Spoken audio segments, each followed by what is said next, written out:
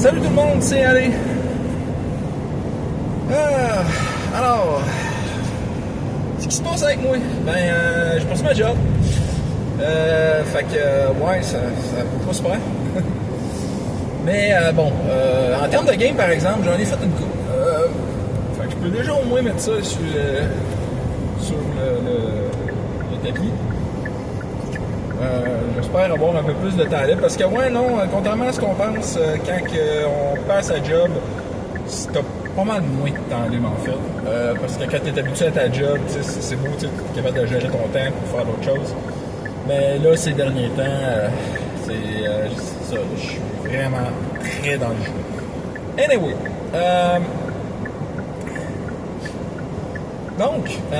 game récente que j'ai eue. On va commencer par la plus vieille en tant que telle. La game de Goblin Slayer. Alors donc, qu'est-ce qui s'était passé dans la game de Goblin Slayer? Parce que là, évidemment, il n'y a rien qui me revient en tête. Excusez. Fallait que je change de lecteur. J'ai accédé à la mémoire. Elle n'était pas levée à matin. Donc, OK.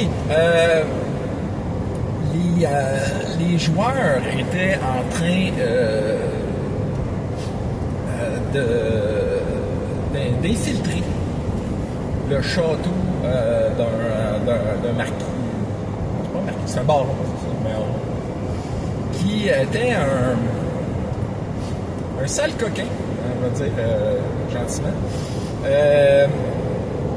Donc, le but était de récupérer des preuves contre le baron parce que le baron a mis, il a mis sous sa servitude à peu près toutes les serfs SERF, bien entendu, les fermiers et autres serviteurs de toute sa baronnie, de toute sa région, dans le fond. Il les a tous mis à son service avec des contrats vraiment exagérés, là. Tu sais, genre,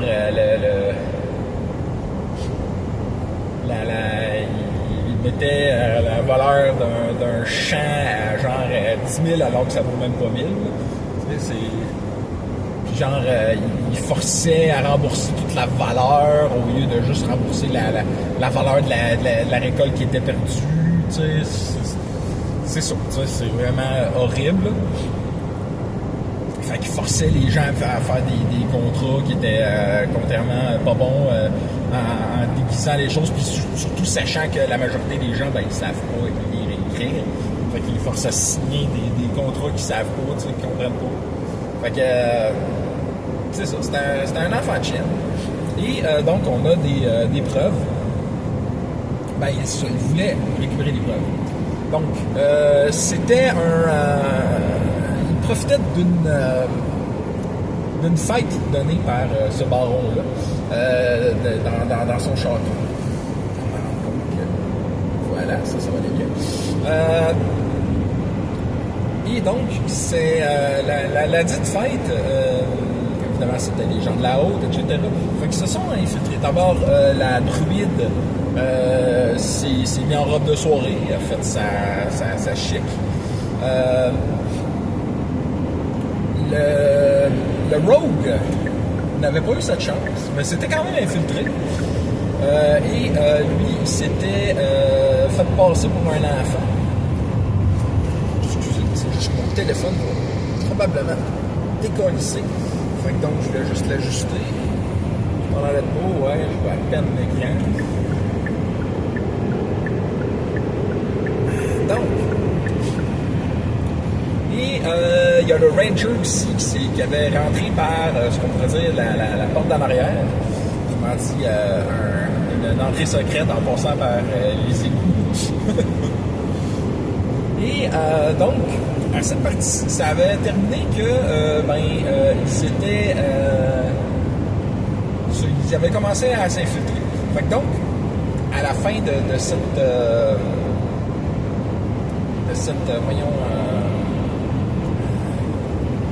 situation-là, plutôt au début de cette nouvelle partie,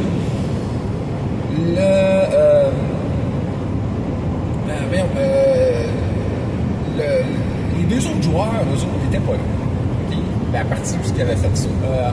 Donc, là, il y avait un joueur de plus qui était le cléric. Le cléric étant un genre d'homme lézard là, gigantesque. Fait que donc, il aurait difficilement passé là-dessus. Mais fait que le loup de la druide l'a guidé à travers les égouts jusqu'à l'intérieur de la bâtisse. Fait que donc, lui, il a pu rentrer, il a rejoint le Rangers. Ils ont retrouvé ensuite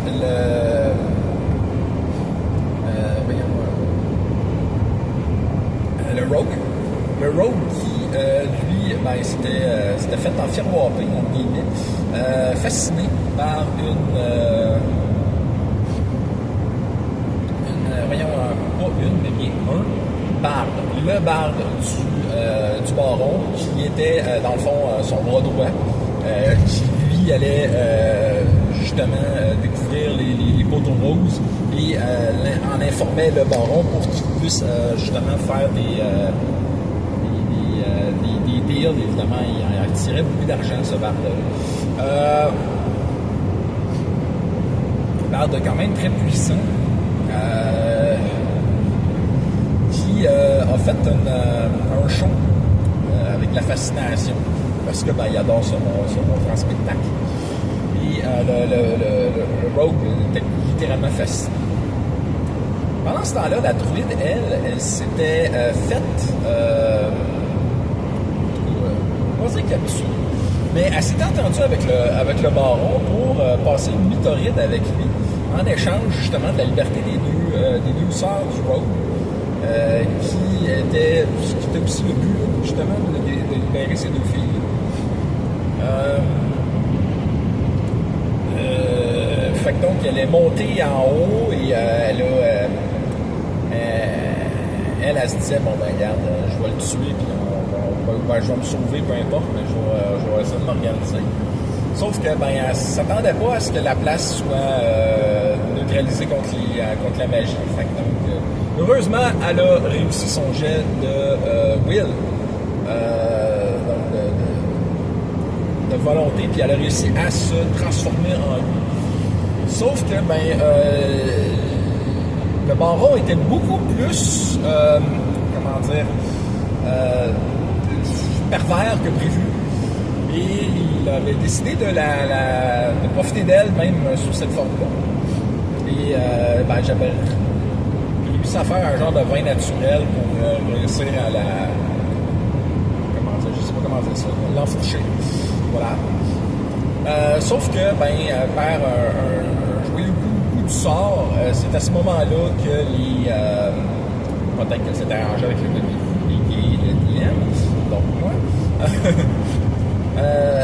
que les trois autres avaient réussi à la retrouver, monter en haut, puis retrouver elle, puis ils voulaient aller la sauver. Donc,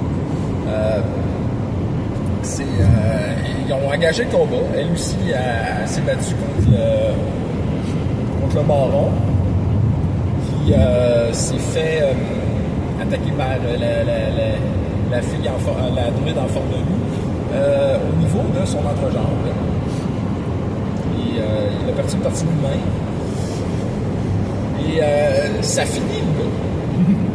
Fait que donc, plein de gros combats contre des gardes, qui ont réussi à en amener un de leur côté.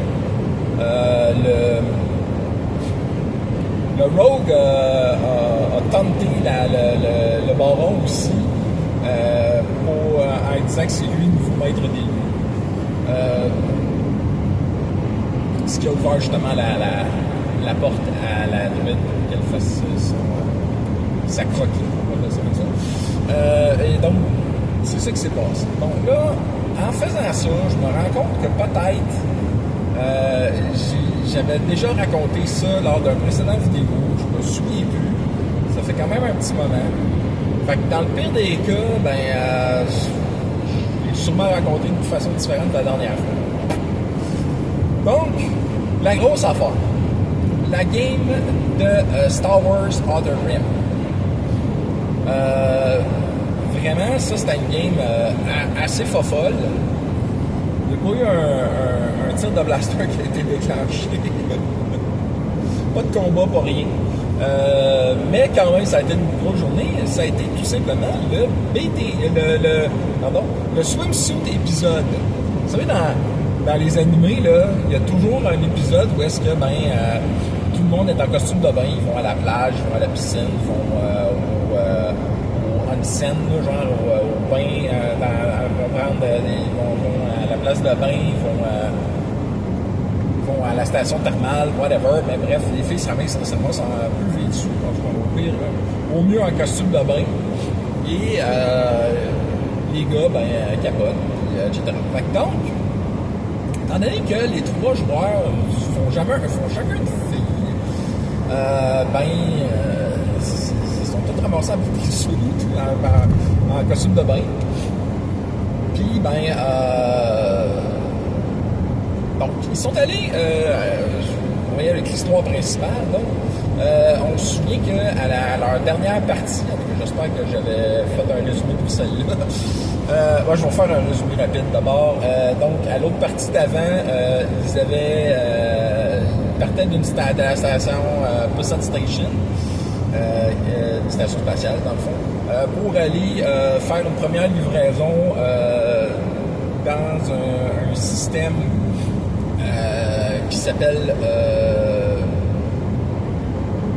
en tout cas, je me souviens le nom de la planète, c'est Vodacha. C'est sur une des lunes de Vodacha. On se rappelle par exemple que leur mission principale, c'est d'aller sur Comenor, là qui a le siège social de la compagnie Décor Prestige, compagnie de décor et qui est très prestigieuse. Whatever, là, c'est une compagnie de décoration intérieure qui avait été créée d'ailleurs par une joueuse pendant un autre game. Mais bon, bref.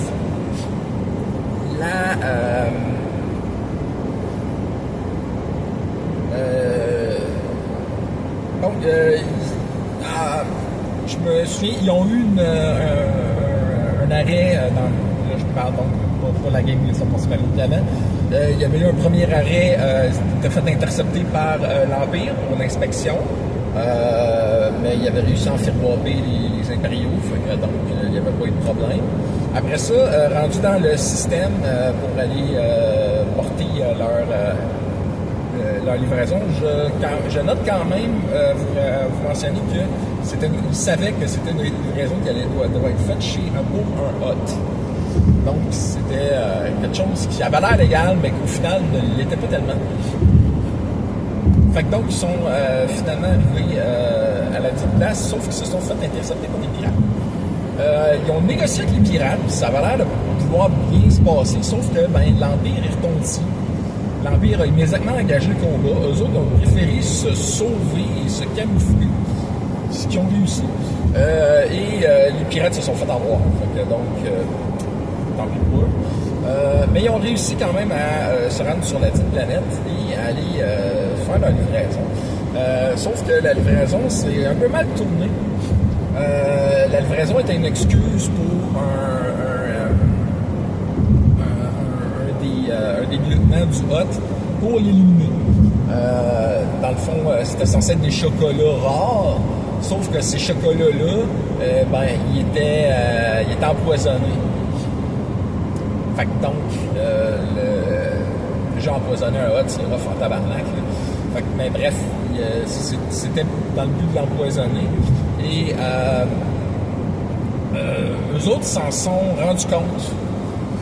Ils ont compris ça. Et ils ont décidé, excusez, comme un petit inconvénient de trafic. Donc, ils ont agi dans ce sens-là. Et ils ont empêché la tentative de takeover. Ce qui était quand même difficile parce qu'il y avait vraiment beaucoup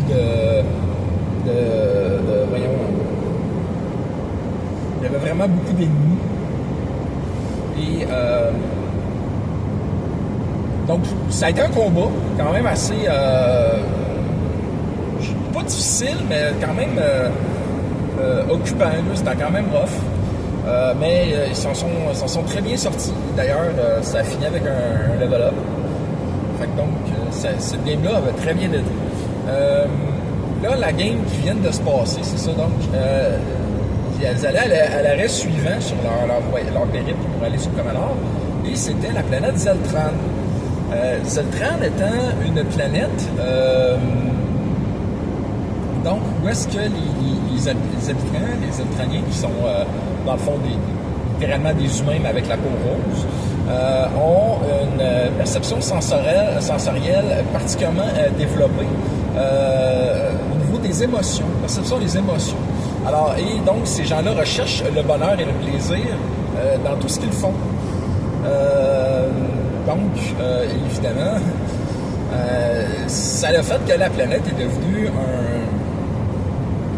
évidemment, il fait très chaud en plus sur cette planète-là. Donc, c'est devenu à la fois une planète balnéaire, donc un excellent endroit pour aller prendre des vacances, mais aussi un endroit où il y a du tourisme sexuel. Et donc, ils se sont arrêtés là. Ils ont passé un total de 3 jours. 2 nuits. Le premier soir, ils sont allés à un festival que, dans le fond... comment j'avais dit que c'était le produit qui était un festival du Bolibois, me semble. Bolibois, me semble, c'est ça, ouais. Qui, dans le fond, était... de la poutine.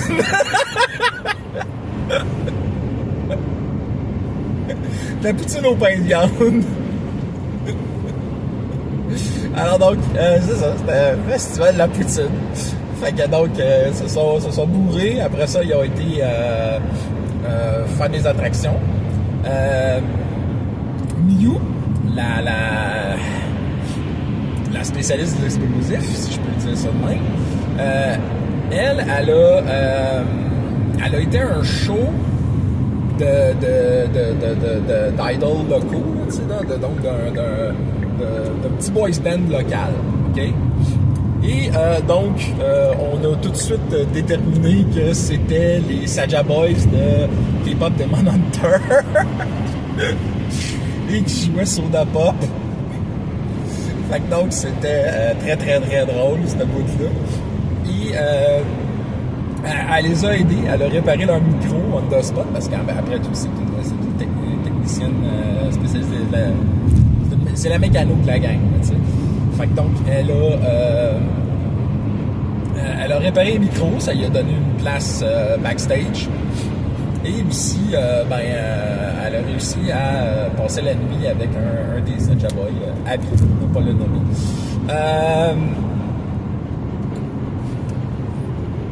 Les autres, je sais que la pilote, Léo, ouais, c'est Léo, elle a été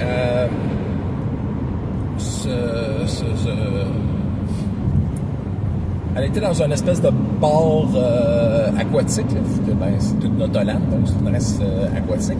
C'est ça, elle était dans un bar aquatique et ça a fini en gangbang. L'autre, Chiorette, elle a rencontré un commerçant qui finalement se sont tombés dans l'œil et ont passé la nuit ensemble. Bon. Le lendemain, il y a eu du magasinage pour toutes sortes de choses, en passant par les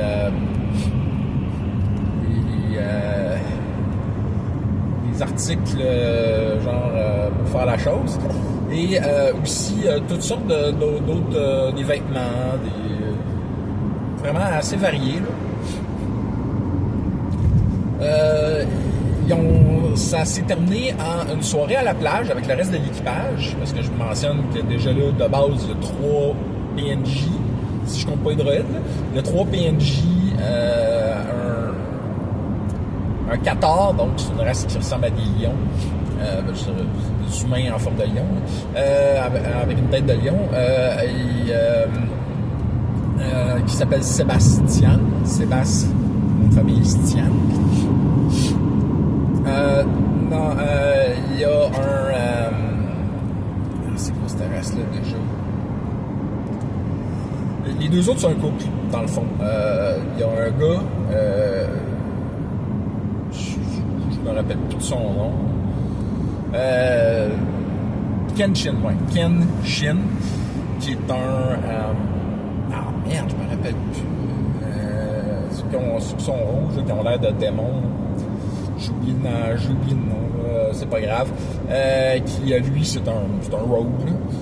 Et l'autre, la fille, c'est une Shagarian, je me souviens bien du nom de la race. Elle s'appelle Melina, quelque chose de genre. Je pense que c'est une mécano. Bref, ces trois-là, c'était des pirates eux autres aussi avant. C'est juste qu'ils se sont en allés du côté. Ils ont suivi Neo quand il s'est rebellé la première game.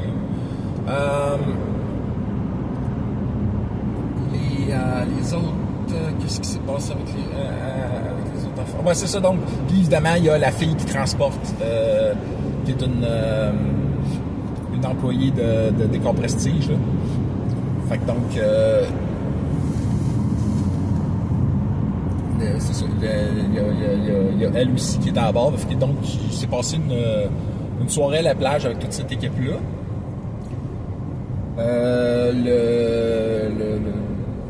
Donc, il y a eu des rapprochements. Premièrement, entre Miou et Sébastien, dont elle avait déjà un parti pris depuis le début. Il s'est passé une séance un peu enivrée dans un endroit où il y avait une chute. Elle lui avait fait un shampoing et ensuite s'est passé une situation... Bref, elle a eu très mal, mais très heureuse, elle était très heureuse quand même. Donc, sont devenus un couple. Il y a Chiorette qui finalement ça faisait déjà un petit moment qu'elle courtisait la fille des Décomprestige. Fait que la fille de Décomprestige, par exemple, est en dépression, là, elle n'avait pas le goût d'être en amour, mais finalement, Zaltran, l'atmosphère de Zaltran l'a complètement enchanté. Fait que donc, ils ont passé une nuit ensemble. Fait que on verra comment que les choses vont aller. Et finalement, Neo a décidé de plonger dans la mer et elle a trouvé un autre Notolan. Alors, dans le fond, sur le gel, la table des rencontres, j'ai eu un vin naturel. Fait que donc, elle est tombée sur un autre Notolan, évidemment un beau gosse, etc. Et ils ont passé une nuit d'amour. Et, le personnage ne le sait pas, le joueur le sait. Le personnage de Neo est enceinte. Fait qu'on sait. On a des idées sur comment que les choses vont se passer, mais oui, c'est très amusant tout ça. Et évidemment, le lendemain, ils ont redécollé, mais ça a terminé la game là-dessus. Beaucoup donc de situations, beaucoup de roleplay. C'est quand même vraiment toute une game super sympathique. Beaucoup de situations farfelues et de situations comment dire de situations 18 ans et plus. Je pense que je faisais ça dans mon sous-sol dans une pièce avec les murs et toute la quête qui sont anti-bruit. C'était pas pour les petits enfants. Alors, Mais de toute façon, je suis ravi de cette partie-là. Je suis ravi de toutes ces parties-là. Et tel que vous m'entendez, donc, je suis en direction d'aller DMer une autre game. Encore une fois de Star Wars. Celle-ci, ça va être la Rascal Team. Alors, ça fait... C'est pas mêlant, on joue à ça rien que 2 fois par année. On a joué cet été, puis là, on va jouer... là, on n'a pas pu jouer dans le temps des fêtes, fait qu'on joue là. Fait que la prochaine va sûrement rien qu'être cet été. Fait que donc, je suis content parce que tout le monde peut se libérer. Il y a une joueuse que c'est difficile de l'avoir ces derniers temps.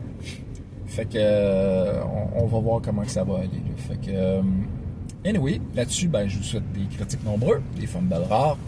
À la prochaine.